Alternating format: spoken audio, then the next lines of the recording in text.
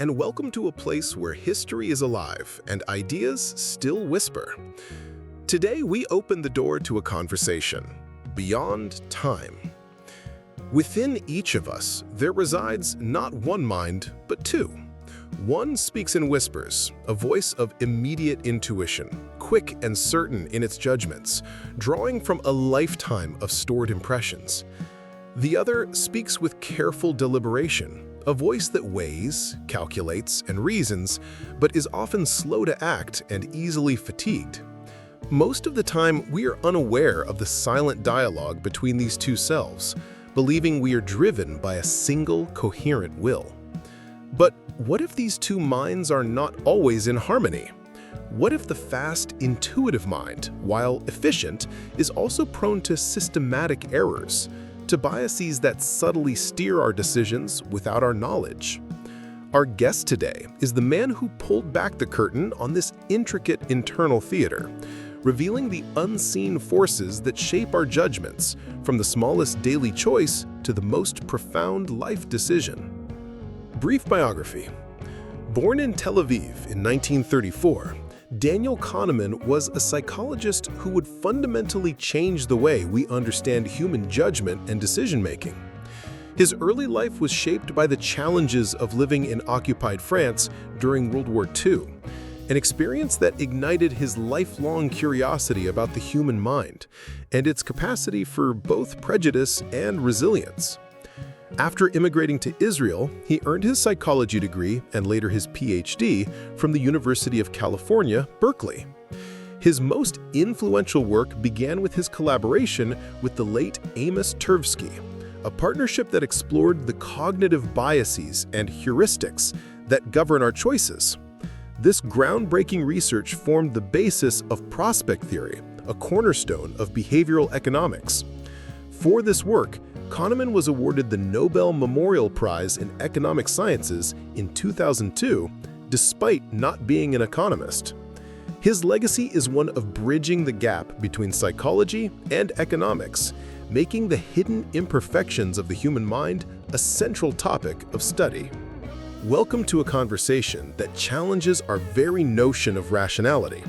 Our dialogue today is centered on the revolutionary ideas presented in a single book, a work that has become an essential guide to understanding ourselves, thinking fast and slow. This book is a deep dive into the two systems that drive our thought processes. System 1, the fast, intuitive, and emotional mind, and System 2, the slow, deliberate, and logical mind. Through our discussion, we'll explore how these systems interact, why our minds often err, and how a greater awareness of these processes can lead to better decisions in our daily lives. Dr. Kahneman, thank you for joining us. Let's begin with the central thesis of your book, The Two Systems. Can you briefly explain the difference between what you call System 1 and System 2? Certainly. System 1 is our automatic, fast, and effortless mode of thinking. It's what allows you to read the word cat, recognize faces, or answer 2 plus 2. System 2 is our deliberate, slow, and effortful mode. It's what you use to solve a complex math problem, fill out a difficult form, or resist an impulse. System 1 is the hero of the story. It's efficient and often correct, but System 2 is the supervisor, and it can be a bit lazy. So when we're asked a simple question like, what is 17 times 24? Which system is at work? That requires System 2. You cannot solve that problem effortlessly. You must consciously engage in a series of steps, a computation. System 1 might tell you the answer is large, but it cannot give you the precise number. This is an example of System 2 taking over when a task demands more than what the intuitive mind can provide. And what about a more intuitive action? For example, seeing a photograph of a woman with tears in her eyes and instantly knowing she's sad. That is pure System 1.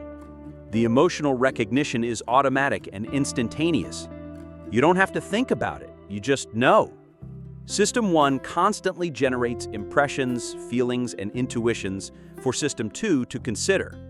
Most of the time, System 2 simply accepts these without question. Your work has made the term cognitive bias famous. What exactly is a cognitive bias, and how do these biases influence our daily lives? A cognitive bias is a systematic error in thinking that affects the decisions and judgments people make. Think of it as a mental shortcut, or heuristic, that our mind uses to make quick judgments. These heuristics are useful, but they can also lead us astray. The problem isn't that they exist, but that we are often unaware of them, leading to predictable mistakes.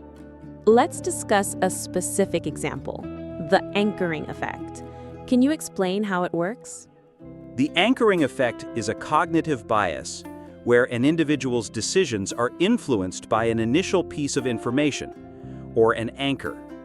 For instance, if you are asked to estimate the population of Turkey and are first given a very large, inflated number as a reference, your final estimate will be much higher than if you were given a very small number.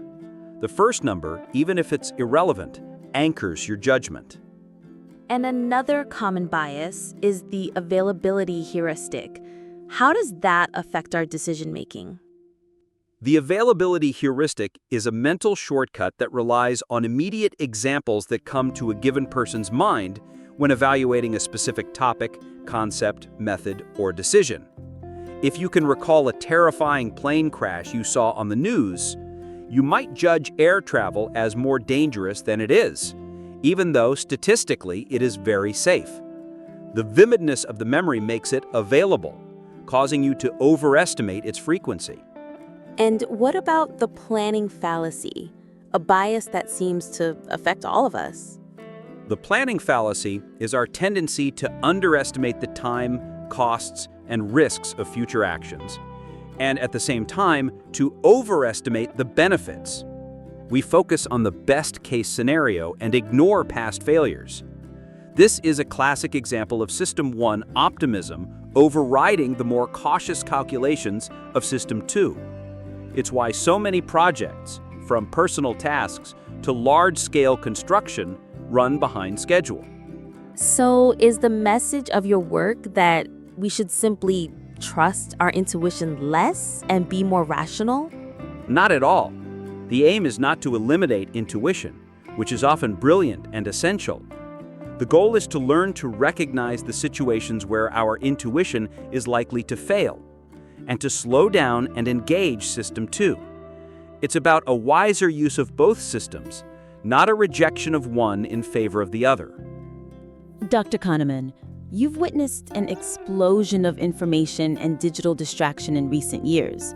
How do you think your work, particularly the tension between System 1 and System 2, applies to a world of algorithms, social media, and constant noise? I believe the digital age has made our biases both more pronounced and more dangerous. Social media, for example, is a perfect playground for System 1. It's a constant stream of emotionally charged, quickly digestible information. It reinforces our pre-existing beliefs, a bias known as confirmation bias, and makes us more susceptible to fake news. The constant distraction erodes the energy of System 2, making us less likely to engage in the slow, critical thinking necessary for good judgment. The challenge today is not just to think more slowly, but to create the space and quiet in our lives to do so at all. The work of Daniel Kahneman is a monumental gift to our understanding of ourselves. He teaches us that our minds are a complex landscape of shortcuts and deep thoughts, and that true wisdom lies not in the blind trust of our initial feelings, but in a measured awareness of their limitations. By understanding our biases, the anchoring effect, the availability heuristic, the planning fallacy, we can learn to be more deliberate in our choices and more honest about our own fallibility. He reminds us that the ability to think well is not a given, but a skill we must actively practice and protect. We thank Daniel Kahneman for this powerful conversation. His ideas born in another century are more relevant now than ever before. Thank you for listening, and until next time, keep thinking.